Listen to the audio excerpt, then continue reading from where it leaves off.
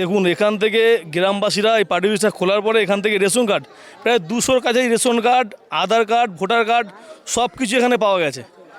এবার এইগুলো সাধারণ পাবলিক, আমাদের এখানকার পাবলিকের নামে রেশন কার্ড তারা পাচ্ছে না। এখন এই সবার সামনে তারা পার্টি অফিস ভেঙে এসব উদ্ধার করেছে।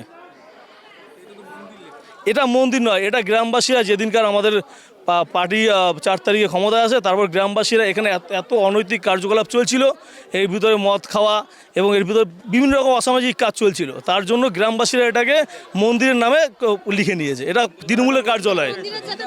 হ্যাঁ, যেখানে যদি অনৈতিক কোনো কাজবাজ না চলে তার জন্য গ্রামবাসীরা এটাকে দখল নিয়েছে।